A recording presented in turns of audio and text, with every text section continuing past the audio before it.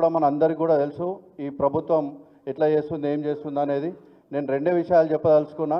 ఎందుకంటే నేను మొన్నటి వరకు సర్పంచ్. మేము తెలంగాణ మన బీఆర్ఎస్ ప్రభుత్వంలో ఒక సర్పంచ్ అంటే గల్ల ఎగరేసుకొని తిరిగేటట్టు ఉంటుంటే మేము. ఎందుకనంటే ఆ రకంగా మన పెద్దలు కేసీఆర్ గారి నాయకత్వంలో ప్రతి గ్రామంలో ఊరూర అన్ని డంపింగ్ యార్డులు కానీ క్రిమిటోరియాలు కానివ్వండి, మిషన్ భగీరథ నీళ్లు, రోడ్లు, సీసీ రోడ్లు, 24 గంటల కరెంటు, ఈ యొక్క అభివృద్ధి కార్యక్రమాలలోనే మేమే గొప్ప చెప్పుకుంటుంటిమి. ఎందుకనంటే మేము ఈ టర్మ్ సర్పంచులమైనామంటే మేము అంత అదృష్టవంతులు ఇంకొకరు లేరు అని. ఎందుకంటే ఆ రోజులలో నీళ్లకు కావాలని అంటే బిందెలు పట్టుకొని ట్యాంకర్లు పెట్టి నడిపించే పరిస్థితి ఉంటుండే. ఆ రోజు సర్పంచులు కొంతమంది ఫోన్లు లేకున్నా కానీ ఊర్లో వదిలిపెట్టి పోతుండే బయటికి కొన్ని రోజులు. అట్లాంటి పరిస్థితి లేకుండా మన బంగారు తెలంగాణ సాధించిన తర్వాత, మన కేసీఆర్ గారి నాయకత్వంలో తెలంగాణ సాధించిన తర్వాత ఎంత అభివృద్ధి చెందిందంటే, మనము బంగారు తెలంగాణ ఎట్లుండేనో మన తెలంగాణ కూడా అదే విధంగా ఉండేని మనం కళ్ళతో చూసినాం.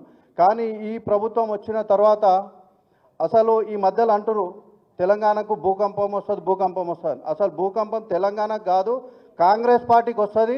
ఆ కాంగ్రెస్ పార్టీలో కూడా భూకంపంలో మొత్తం తుడుచుకోపోతానని చెప్పి నేను ధీమాగా చెప్పదలుచుకున్నా. అలాగే ఈరోజు ఈ కార్యక్రమానికి నన్ను ఆహ్వానించినటువంటి మా గురువు సబితక్క గారి నాయకత్వంలో నేను మళ్ళీ క్రియాశీలకంగా పనిచేస్తా.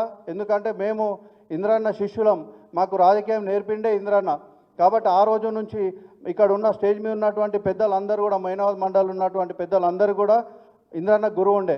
కాబట్టి ఆ గురువు నేర్పిన విద్యతోనే మేము మా అక్క సబితక్క గారి నాయకత్వంలో మరియు కార్తికన్న నాయకత్వంలో, అనంతరెడ్డి గారి నాయకత్వంలో మొత్తం పార్టీని కూడా రేపటి నుంచి మొత్తం సంస్థాగత ఎన్నికలు వచ్చేంత వరకు మరియు క్రియాశీలకంగా పనిచేస్తామని చెప్పేసి అందరి కార్యకర్తలకు కూడా అందుబాటులో ఉంటామని చెప్పి మరొక్కసారి తెలియజేసుకుంటూ, ఈ అవకాశం ఇచ్చిన పెద్దలందరికీ కూడా ధన్యవాదాలు తెలుపుకుంటూ, జై కేసీఆర్. కేసీఆర్ గారి నాయకత్వం, కేటీఆర్ గారి నాయకత్వం.